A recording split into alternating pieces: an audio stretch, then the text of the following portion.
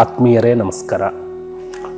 ಶ್ರೀಮದ್ ಭಗವದ್ಗೀತೆ 16ನೇ ಅಧ್ಯಾಯದ 18ನೆಯ ಶ್ಲೋಕಕ್ಕೆ ನಿಮಗೆ ಆತ್ಮೀಯ ಸ್ವಾಗತವನ್ನು ಕೋರ್ತಾ, ಶ್ಲೋಕ 18, ಅಹಂಕಾರಂ ಬಲಂ ದರ್ಪಂ ಕಾಮಂ ಕ್ರೋಧಂಚ ಸಂಶ್ರಿತಾಃ ಮಾಮಾತ್ಮ ಪರದೇಹೇಷು ಪ್ರದ್ವಿಷಂತೋಭ್ಯಸೂಯಕಾಃ. ಶ್ರೀಕೃಷ್ಣ ನಿನ್ನೆಯ ಶ್ಲೋಕದಲ್ಲಿ ರಾಕ್ಷಸಿ ಗುಣವನ್ನು ಹೊಂದಿರುವಂತಹ ದೈವಿ ಸಂಪತ್ತು ಮತ್ತು ಅಸುರಿ ಸಂಪತ್ತು, ಅಂದರೆ ರಾಕ್ಷಸಿ ಗುಣವನ್ನು ಹೊಂದಿರುವಂತಹ ವ್ಯಕ್ತಿಯ ನಡವಳಿಕೆಗಳು ಹೇಗೆ ಇರ್ತವೆ ಅನ್ನುವ ಮಾತನ್ನು ಮುಂದುವರೆಸಿ, ಹೇ ಅರ್ಜುನ, ಅವರು ಅಂದರೆ ಅಸುರಿ ಗುಣವನ್ನು ಹೊಂದಿರುವಂಥವರು, ಅವರು ಅಹಂಕಾರ, ಬಲ, ದರ್ಪ, ಕಾಮನೆ ಮತ್ತು ಕ್ರೋಧಾದಿಗಳ ವಶವಾಗಿರುತ್ತಾರೆ. ಹಾಗೆಯೇ ಇತರರನ್ನು ನಿಂದಿಸುವ ಪುರುಷರು ತಮ್ಮ ಮತ್ತು ಬೇರೆಯವರ ಶರೀರದಲ್ಲಿ ಸ್ಥಿತನಾಗಿರುವ ಅಂತರ್ಯಾಮಿಯಾದ ನನ್ನನ್ನೇ ದ್ವೇಷಿಸುತ್ತಾರೆ ಅನ್ನುವಂತಹ ಮಾತನ್ನು ಹೇಳ್ತಾರೆ. ಸೊ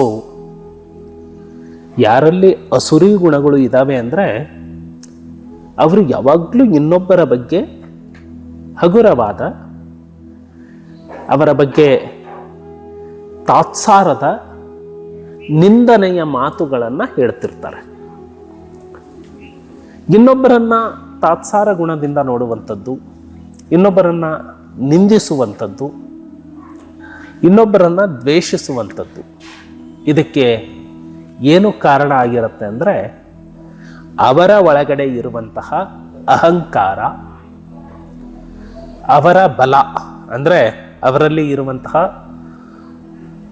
ಸಂಪತ್ತಿನಿಂದ ಅಥವಾ ಅಧಿಕಾರದಿಂದ ಅಥವಾ ಹುದ್ದೆಯಿಂದ ಸಿಕ್ಕಿರುವಂತಹ ಆ ಒಂದು ಬಲ ಏನೂ ಇರೋದಿಲ್ಲ. ಆದರೆ ದರ್ಪ ಅನ್ನುವಂಥದ್ದು ಕೆಲವೊಬ್ಬ ವ್ಯಕ್ತಿಗಳಲ್ಲಿ ಇರುತ್ತೆ. ಕೆಲವೊಬ್ಬರಲ್ಲಿ ಕಾಮ, ಕ್ರೋಧ ಅಂದರೆ ಎಲ್ಲವೂ ಅತಿಯಾಗಿ ನನಗೆ ಬೇಕು ಅನ್ನುವಂತಹ ಗುಣಗಳು. ಇದಕ್ಕೆ ವಶವಾಗಿರುವಂತಹ ವ್ಯಕ್ತಿಗಳು ಇನ್ನೊಬ್ಬರನ್ನ ನಿಂದಿಸ್ತಾ ಇರ್ತಾರೆ. ಆದರೆ ಶ್ರೀಕೃಷ್ಣ ಅರ್ಜುನನಿಗೆ ಹೇಳುವಂಥದ್ದು, ಹೀಗೆ ಇನ್ನೊಬ್ಬನನ್ನ ನಿಂದಿಸುವಂತಹ ವ್ಯಕ್ತಿಗಳು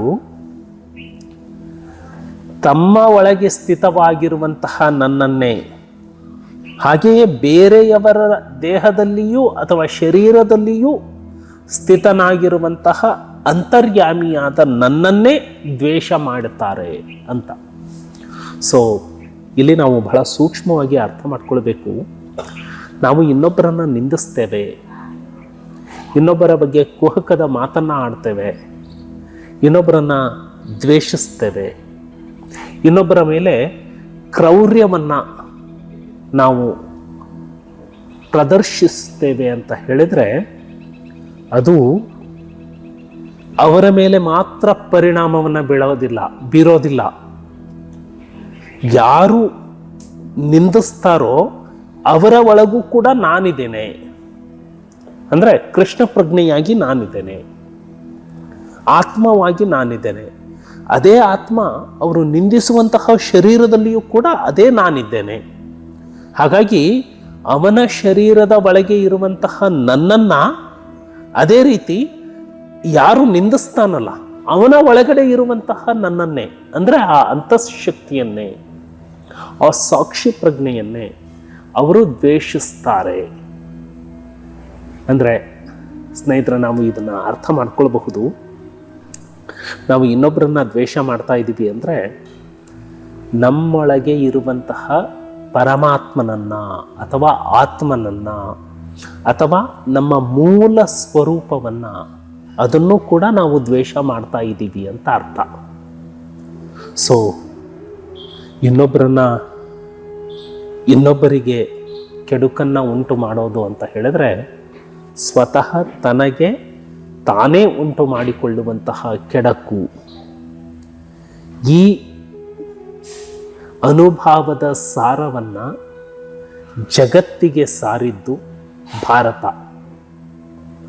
ಹಾಗಾಗಿ ವಸುಧೈವ ಕುಟುಂಬಕಂ, ಇಡೀ ಜಗತ್ತೇ ಒಂದು ಮನೆ ಅನ್ನುವಂತಹ ಪರಿಕಲ್ಪನೆಯನ್ನು ಜಗತ್ತಿಗೆ ಹೇಳಿದ್ದು ಭಾರತ. ನಾಳೆ ಮತ್ತಷ್ಟು ಚರ್ಚೆಯನ್ನು ಮಾಡೋಣ. ನಮಸ್ಕಾರ.